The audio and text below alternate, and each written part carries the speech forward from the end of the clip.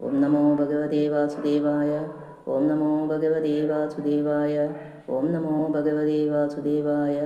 ഓം ശ്രീകൃഷ്ണ പരമാത്മനേ നമഃ. തവ പാദാരവിന്ദം ശരണാഗതം വാസുദേവം ജഗത്സർവം. ഓം ശ്രീകൃഷ്ണ പരമാത്മനേ നമഃ. തവ പാദാരവിന്ദം ശരണാഗതം വാസുദേവം ജഗത്സർവം. ഗുരുർബ്രഹ്മ ഗുരുർവിഷ്ണു ഗുരുർദേവോ മഹേശ്വര ഗുരു സാക്ഷാൽ പരബ്രഹ്മ തസ്മൈ ശ്രീ ഗുരവേ നമഃ. ശ്ലോകം 41.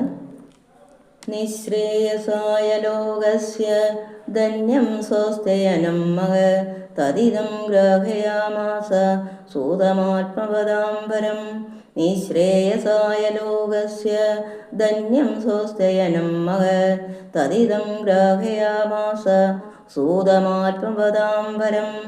ധന്യം ശ്രേഷ്ഠവും, മഹത് മാഹാത്മ്യമേറിയതും, സ്വസ്തയനം മംഗളസ്ഥാനവുമായ തത് ഇതം ആ ഇതിനെ, ലോകസ്യ ലോകത്തിൻ്റെ, നിശ്രേയസായ മോക്ഷത്തിനായിക്കൊണ്ട്, ആത്മവതാം ആത്മാവിനെ അറിഞ്ഞവരിൽ വെച്ച്, വരം ശ്രേഷ്ഠനായ സൂതം പുത്രനെ ശുകനെ, ഗ്രാഹയാമാസ ഗ്രഹിപ്പിച്ചു.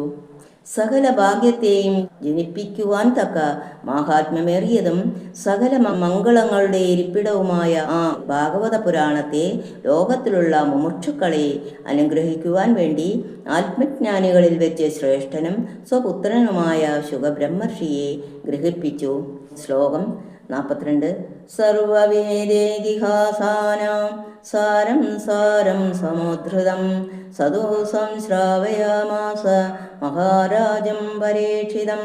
സർവവേദേതിഹാസാനം സാരം സാരം സമുദ്ധൃതം സദോ സംശ്രാവയാമാസ മഹാരാജം പരീക്ഷിതം. സർവവേദേതിഹാസാനം സാരം സാരം സമുദ്ധൃതം സദോ സംശ്രാവയാമാസ മഹാരാജം പരീക്ഷിതം. സർവദേവേതിഹാസാനാം സർവങ്ങളായ വേദങ്ങൾ, ഇതിഹാസങ്ങൾ ഇവയുടെ സാരം സാരം ഏറ്റവും സാരത്തെ, സമുദ്ധൃതം സമുദ്ധരിച്ചതായ ഇതിനെ, സ തോ ആ ശുകരാകട്ടെ, മഹാരാജം മഹാരാജാവായ പരീക്ഷിതം പരീക്ഷത്തിന്, സംശ്രാവയാമാസ വേണ്ട പോലെ ശ്രവിപ്പിച്ചു. ആ ശുകമുനിയാകട്ടെ സർവവേദങ്ങളുടെയും ഇതിഹാസങ്ങളുടെയും സാരം മുഴുവനും സമുദ്ധരിച്ചുണ്ടാക്കിയ ഈ ഭാഗവത പുരാണത്തെ മഹാരാജാവായ പരീക്ഷത്തിനെ കേൾപ്പിച്ചു. ശ്ലോകം 43. പ്രായോപവിഷ്ടം ഗംഗായാം പരീതം പരമർഷിവേ തത്ര കീർത്തയതോ വിപ്രക്ഷേഭൂരി തേജസഃ. പ്രായോപവിഷ്ടം ഗംഗായാം പരീതം പരമർഷിവേ തത്ര കീർത്തയതോ വിപ്രക്ഷേഭൂരി തേജസഃ. ശ്ലോകം 44. അഹം ചാദ്യഗമം തത്ര നിവിഷ്ടസ്തദനുഗ്രഹാത് സോഹം ശ്രാവയിഷ്യാമി യഥാതീതം യഥാമതി.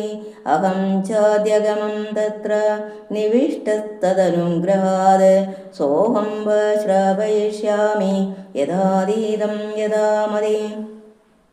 പരമർഷിവി ഉത്കൃഷ്ടന്മാരായ ഋഷികളാൽ പരീതം ചൂഴപ്പെട്ടവനും, ഗംഗായാം ഗംഗാതീരത്തിൽ പ്രായോപവിഷ്ടം പ്രായോപവേശം ചെയ്തവനുമായിരുന്നു. വിപ്ര ഹേ ബ്രാഹ്മണരെ, തത്ര അവിടെ, കീർത്തയതഃ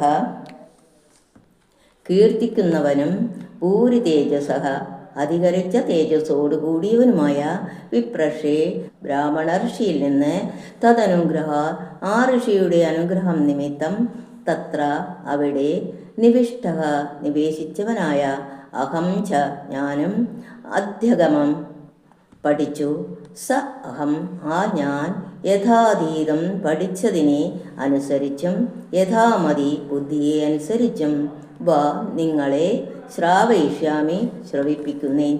പരീക്ഷിത് മഹാരാജ് അവനെ എപ്പോൾ എവിടെ വെച്ച് ഉപദേശിച്ചു എന്ന് പറഞ്ഞുകൊണ്ട് സൂതൻ തൻ്റെ ഗുരു പാരമ്പര്യത്തെ പ്രസ്താവിക്കുന്നു.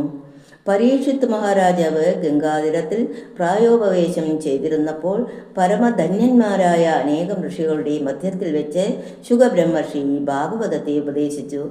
അന്നവിടെ ആ ഋഷിയുടെ അനുഗ്രഹം നിമിത്തം ഞാനും ഇരുന്നിരുന്നു. ഭാഗവത കീർത്തനം ചെയ്യുന്നവനും ബ്രഹ്മതേജസ് കൊണ്ട് സർവാംഗം ജ്വലിക്കുന്നവനുമായ ആ ഋഷിയിൽ നിന്ന് ഞാനും പഠിച്ചു.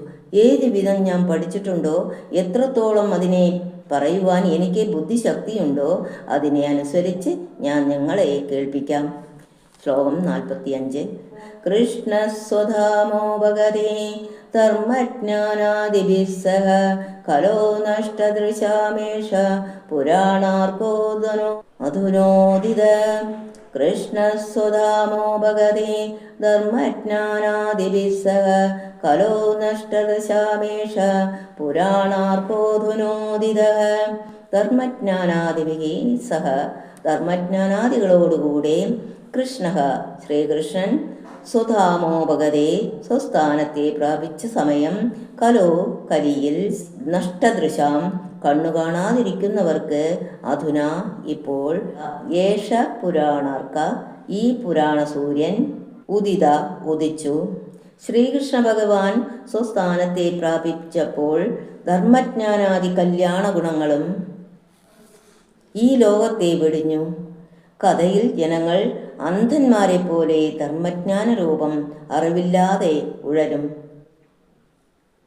അപ്പോൾ അവർക്ക് വെളിച്ചം കാട്ടിക്കൊടുക്കുന്ന ഈ ഭാഗവത പുരാണ സൂര്യൻ ഉദിച്ചിരിക്കുന്നു. ലോകത്തിൽ എങ്ങും വ്യാപിച്ച് പദാർത്ഥങ്ങളെ മറയ്ക്കുന്ന ഇരുട്ടെന്ന പോലെ ജനങ്ങളുടെ ഹൃദയത്തിൽ നിറയുന്ന കാമാദി വൃത്തികളാകുന്ന ഇരുട്ടിനെ അകറ്റി ഭഗവത് സ്വരൂപത്തെ കാട്ടിക്കൊടുക്കുവാൻ സമർത്ഥമായതുകൊണ്ട് ഈ ഭാഗവത പുരാണം ഉദിച്ചു പൊങ്ങുന്ന സൂര്യന് തുല്യമാണെന്ന് സാരം. ഇത് ശ്രീമദ് ഭാഗവതേ മഹാപുരാണേ പ്രഥമസ്കന്ധേ നൈമിഷോയോപാഖ്യാനം തൃതീയോധ്യായഃ. ഓം നമോ ഭഗവതേ വാസുദേവായ. ഓം നമോ ഭഗവതേ വാസുദേവായ. ഓം നമോ ഭഗവതേ വാസുദേവായ. ഓം ശ്രീകൃഷ്ണാർപ്പണമസ്തു. ഓം ശാന്തി ശാന്തി ശാന്തി.